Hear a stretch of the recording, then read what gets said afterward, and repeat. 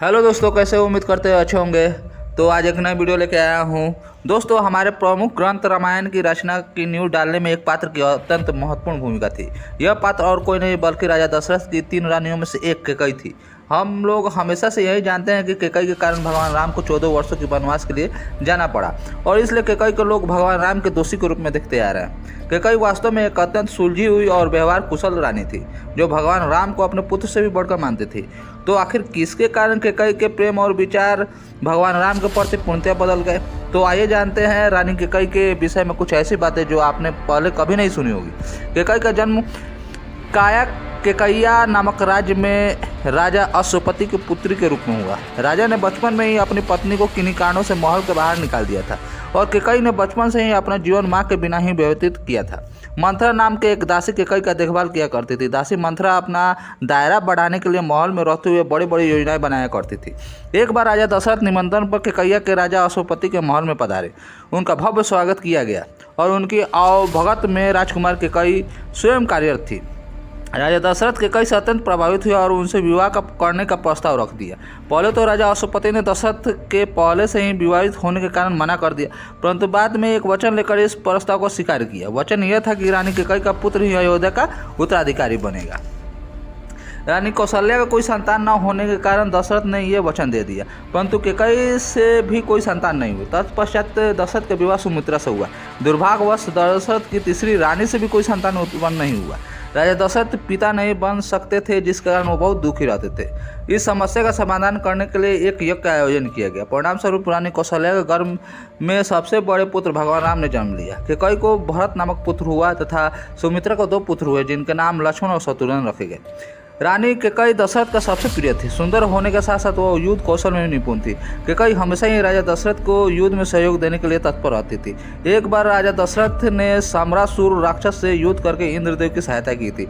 इस युद्ध में रानी कैकई भी शामिल थी और अपने युद्ध कौशल से राजा दशरथ के प्राणों की रक्षा की। तब कैकई से प्रभावित होकर दशरथ ने उनसे 2 मनचाहे वरदान मांगने को कहा। तब रानी के पास मांगने के लिए कुछ नहीं था और कैकई राजा से कहा कि वह भविष्य में जब भी आवश्यकता होगी तो उनसे वो 2 वरदान मांग लेगी। भगवान राम राजा दशरथ के सबसे बड़े और सबसे प्रिय पुत्र थे। रानी कैकई भी बचपन से ही राम से बहुत अधिक प्रेम करती थी। दूसरी ओर भगवान राम भी उनकी आज्ञा का पालन करते थे। राम के मिथिला की राजकुमारी सीता से विवाह के पश्चात एक बार कैकई के पिता का स्वास्थ्य बिगड़ा और वो अपने पिता से मिलने कैकैया पहुंची। कैकई के पिता ने भरत से मिलने की इच्छा जताई। राजा दशरथ ने इसी समय राम को अयोध्या का उत्तराधिकारी बनाने का निर्णय लिया।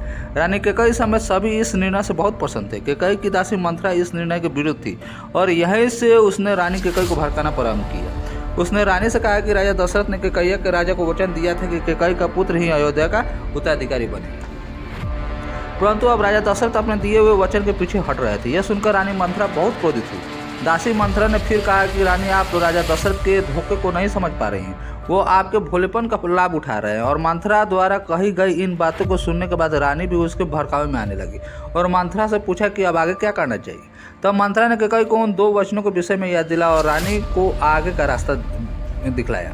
रानी कैकई ने अपने वचन पूरी करवाने के लिए अन्न जल का त्याग कर दिया और कोप भवन में जाकर बैठ गई। दूसरी ओर राम के राज्याभिषेक की तैयारी हो रही थी। राजा दशरथ बहुत प्रसन्न थे और वह प्रसन्नता के क्षण अपनी सबसे प्रिय रानी कैकई के साथ बांटना चाहते थे। राजा ने जब कैकई को इस अवस्था में देखकर इसका कारण पूछा तो रानी कैकई ने इसका कोई उत्तर नहीं दिया। राम के राज्याभिषेक के विषय में बताने पर भी कैकई कुछ नहीं बोली। राजा दशरथ के दोबारा पूछे जाने पर कैकई ने कहा कि वो अपने विवाह से पहले मेरे पुत्र को उत्तराधिकारी बनाने का वचन दिया और अब आप अपने वचन को भूलकर राम को उत्तराधिकारी बनाने जा रहे हैं। कैकई की बात सुनकर राजा दशरथ को पहले तो विश्वास ही नहीं हुआ और राजा अपने निर्णय पर अडिग रहे। तब रानी ने उनसे 2 वरदानों की बात कही। अब राजा दशरथ पीछे नहीं हट सकते थे। रानी ने अपना पहला वर अपने पुत्र भरत के राज्याभिषेक के रूप में मांगा और दूसरा वो भगवान राम को 14 वर्ष का वनवास।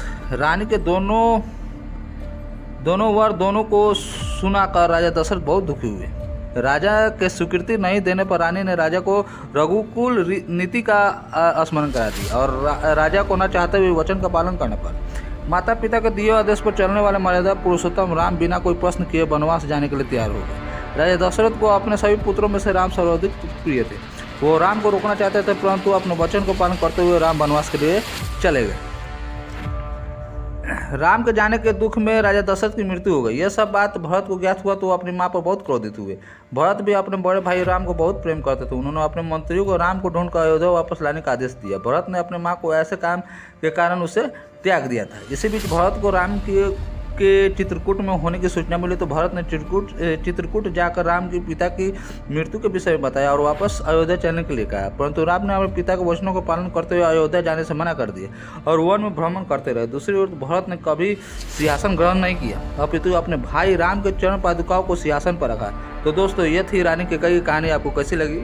उम्मीद करते हैं अच्छी होगी। तो प्लीज़ मेरे चैनल को लाइक, सब्सक्राइब और कमेंट जरूर कीजिएगा। थैंक यू, धन्यवाद।